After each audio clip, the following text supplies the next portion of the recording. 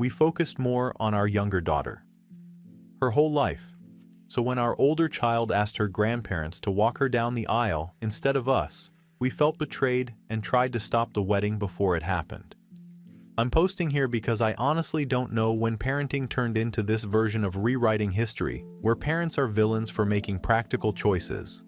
My husband Mark and I have two daughters, Emily, 33, and Sophie, 28.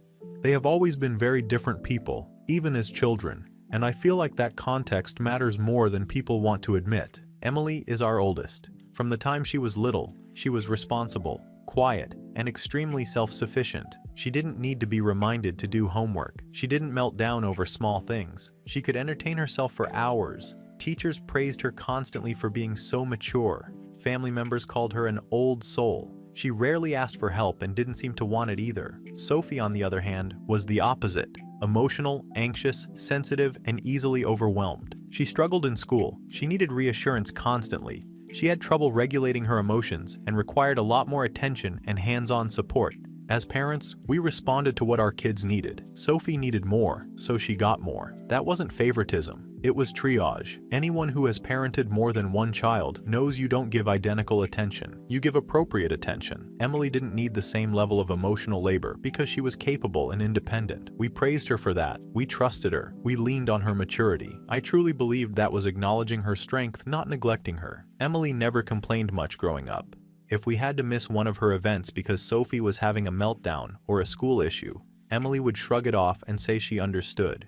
If Sophie needed help with homework, Emily would already have hers done. When Sophie needed extra reassurance, Emily would disappear into her room with a book. We told ourselves, and her, that she was strong, that she could handle things, that she didn't need us hovering, and she seemed to agree, or at least didn't argue. Looking back, people want to say her silence meant hurt. At the time, we saw it as acceptance. You can't parent based on assumptions that someone secretly feels something they never express. Another factor people are now pointing fingers at is my parents, Emily's grandparents. Helen and George have always been very involved grandparents, especially with Emily. They attended her school events, recitals, graduations. They helped her financially at times, especially when she was in college and starting out.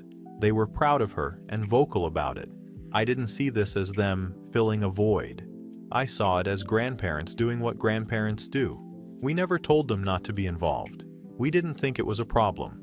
Emily moved out young, right after college. She didn't ask for help. She didn't move back home. She built her own life quietly.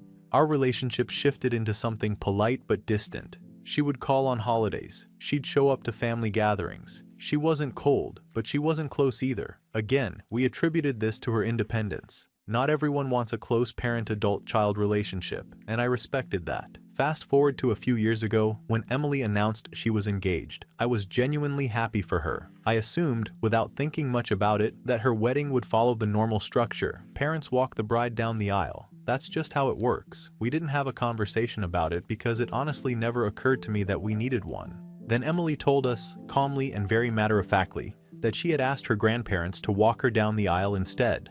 I don't think people understand how shocking that was. It felt like being slapped in the face in public. Walking your child down the aisle isn't just a tradition, it's symbolic, it's acknowledgement, it's respect. It's a moment parents expect after decades of raising a child. To have that role taken away and handed to someone else, especially without a dramatic falling out beforehand, felt cruel. I asked her why. I didn't yell, I didn't scream, I asked. She said, "They showed up when I needed someone. This feels right to me." That was it. No anger, no tears, just a statement, as if she were talking about centerpieces instead of something deeply personal. I told her it hurt. I told her it felt like punishment. I asked her what we had done to deserve that kind of public rejection. She brushed it off, saying it wasn't about punishment and that she wasn't trying to hurt us. I honestly think she doesn't understand how humiliating it is to be replaced in front of family and friends. Mark and I tried to reason with her. We told her how it would look. We told her people would talk. We told her it would permanently damage our relationship. We told her that tradition matters and that family should come before old grievances. She didn't budge. At that point, yes, things escalated. We argued. We told her she was being unfair. We told her she was rewriting her childhood to justify this choice. We reminded her of everything we had done for her. We told her that no parent is perfect, but that doesn't mean they deserve to be erased. When that didn't work, we told her that if she went through with this, we would reconsider our involvement in the wedding altogether. Financial support was brought up, attendance was questioned. We were hoping, maybe foolishly, that she would realize how serious this was and reconsider. She didn't. The wedding happened. Her grandparents walked her down the aisle. Mark and I attended, but I won't pretend we were okay. It felt like sitting through a ceremony where we were being silently accused of something we never agreed to. Extended family noticed. People asked questions. Some of them took Emily's side immediately. Others stayed neutral. But the message was clear. We were the problem. Since then, Emily has pulled away even more. Contact is minimal. Conversations are surface level at best. Holidays feel awkward or are skipped altogether. Meanwhile, people are acting like this was some brave boundary-setting moment on her part, and not an unnecessarily hurtful decision that fractured a family.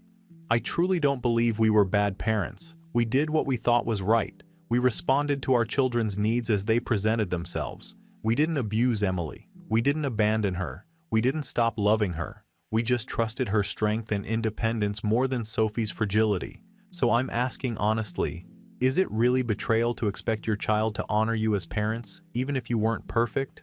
At what point does setting boundaries become rewriting the past to justify disrespect? Update 1. Well, I didn't expect things to get worse after the wedding, but they did. Immediately.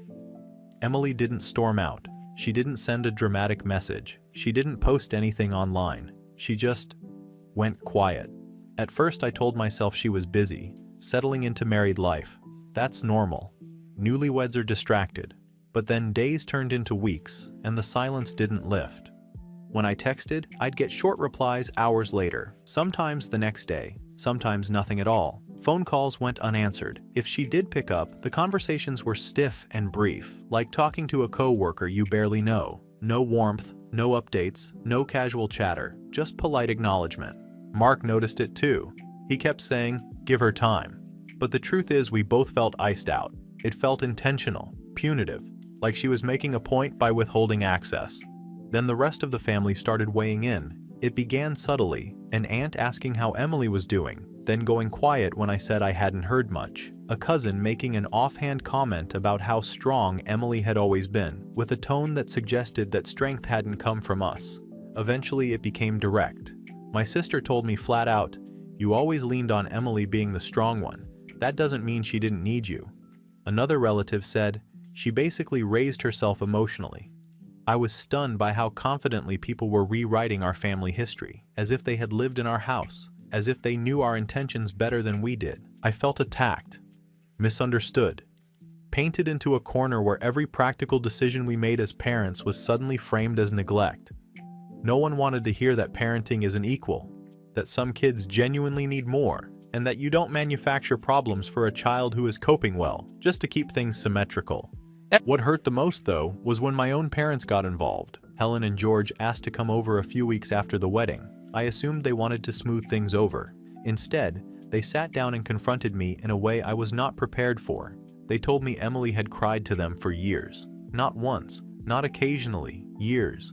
About feeling overlooked, about always being told to wait, about being expected to understand, about watching Sophie receive comfort and reassurance while she was praised for not needing any. They told me they didn't replace us. They stepped in because Emily kept coming to them when she felt she had nowhere else to go. They reminded me of events I missed that they attended instead. Times they paid for things because Emily didn't want to ask us. Conversations where she downplayed her feelings because she didn't want to cause trouble. I was furious. Not just defensive. Furious. I felt ambushed. Betrayed. These were my parents, and instead of backing me up, they were validating the narrative that I had failed my own child. I told them they should have said something earlier if it was so bad. I told them they enabled Emily's distance instead of encouraging her to talk to us. I told them it wasn't fair to judge us decades later with the benefit of hindsight. They didn't argue. That silence, calm, steady, and unyielding, felt worse than shouting. Then Sophie surprised me. She came to me one night, clearly uncomfortable, and said she needed to talk.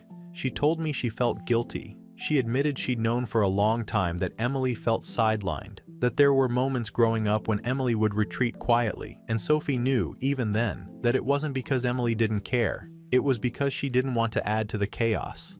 Sophie said, "I didn't realize how bad it was until now." That sentence hit me harder than anything else, because Sophie was the one we had always framed as fragile, the one we were protecting, and now she was telling me that she'd seen the imbalance too. I didn't want to hear it. I told her she was being unfair to herself. I reminded her how much she had struggled and how much support she genuinely needed, but even as I said it, it felt thinner than it used to. After that conversation, I started replaying memories I hadn't thought about in years, not in a dramatic, guilt-ridden way, more like a slow, irritating realization that wouldn't leave me alone. The recital we missed because Sophie was sick. The sports banquet we skipped because Sophie had anxiety about being alone. The times we told Emily to be patient, to wait, to understand. The number of times we assumed she was fine because she didn't say otherwise. I still believe intentions matter. I still believe we did what we thought was best with the information we had at the time. Parenting isn't a courtroom where every outcome can be predicted or controlled. But I can't deny that the pattern is there, whether I like it or not. I tried to justify it again, to myself and to Mark. I said that Emily's independence was real, not something we imagined. I said that some kids genuinely don't need as much emotional input. I said that we can't be blamed for not responding to needs that weren't expressed. But the logic didn't settle the way it used to. It felt defensive even to me. Eventually, I sent Emily a message, not an apology. I wasn't ready for that. I asked if we could talk like adults. I told her we didn't agree with her choices, but that we didn't want to lose her entirely. I told her family shouldn't fracture over misunderstandings. She responded once. Her reply was calm, short, final. She said she wasn't interested in rehashing the past. She said she had spent years trying to understand us, and she was done asking to be understood in return. She said the wedding decision wasn't meant to punish us, but she wouldn't defend it or debate it anymore. She asked for space and said she would reach out if and when she was ready. There was no anger in her message, no accusations, no emotional language. That's what scared me the most. It didn't feel reactive, it felt resolved. I still don't think we were villains. I still believe we loved Emily, and that she knows that, whether she admits it or not. But I'm starting to see that what we called raising a strong child may have also taught her that she couldn't rely on us. I thought raising a strong child meant she wouldn't need us. I didn't realize it meant she learned not to expect us. Final update. It's been several months now, and the distance hasn't closed. If anything, it's settled into something firm and permanent, like a wall that isn't being actively built anymore because it doesn't need to be. It's just there. Emily didn't announce that she was cutting us off. She didn't deliver an ultimatum. She simply stopped including us. Holidays came and went without invitations. We saw photos afterward, never beforehand. Birthdays were acknowledged with polite texts, sometimes a thank you if we sent a card, sometimes nothing at all. There were no updates about her life unless someone else mentioned them in passing. I used to tell myself she was busy, then I had to admit she was selective. What hurt most was realizing that she wasn't being cruel. She wasn't trying to punish us. She was just living her life without factoring us in anymore. That absence felt heavier than anger would have. Mark struggled with it differently than I did. He vacillated between resentment and regret, sometimes within the same conversation. One moment he'd say we did the best we could with two very different children. The next he'd admit that we leaned on Emily's competence in ways we never should have. I found myself doing the same thing, just quieter about it. Sophie's relationship with Emily has changed too. Not broken, but altered. Sophie told me she talks to Emily more now than she ever did growing up. That admission stung in a way I didn't expect. I always assumed Sophie was the emotional center of the family, the one everyone revolved around. Realizing that Emily and Sophie were building something separate from us made me feel peripheral in my own family. I've had a lot of time to think about how we told ourselves the story of our parenting. We said Emily was independent, we said she didn't need much, we said she was mature beyond her years. All of that was true in a way, but it was also convenient. It allowed us to pour our limited emotional energy where it felt most urgent without confronting the cost of that choice. Sophie was centered emotionally. Her feelings were treated as signals that demanded immediate response. Emily's feelings, when they surfaced at all, were treated as manageable, something that could wait. And often, they did wait. Sometimes indefinitely.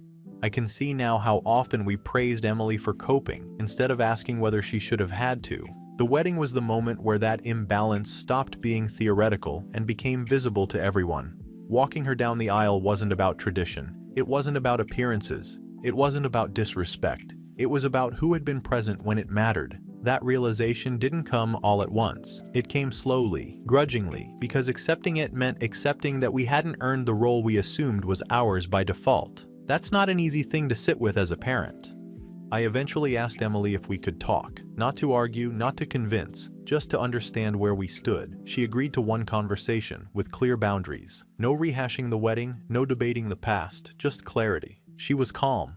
That calmness was harder to hear than anger would have been. She told us she didn't choose her grandparents to hurt us. She chose them because they were consistent, because they showed up without needing to be asked, because they noticed when she was struggling even when she tried to hide it. She said she didn't want to spend her wedding day managing our feelings or defending her choices. She told us that for most of her life, she had felt like the background character in her own family, useful, reliable, expected to understand. She said she learned early that needing less meant being given less, and she adapted accordingly. When she said, "I didn't do this to punish you. I did it to honor who showed up," something in me finally stopped pushing back. She wasn't asking for an apology. She wasn't asking for accountability. She was explaining a boundary, and she made it clear that boundary wasn't temporary. She said she needed distance going forward, not out of anger, but because maintaining a relationship with us as things stood required her to minimize her own experiences. She wasn't willing to do that anymore. There was no negotiation, no room for compromise, just a statement of fact.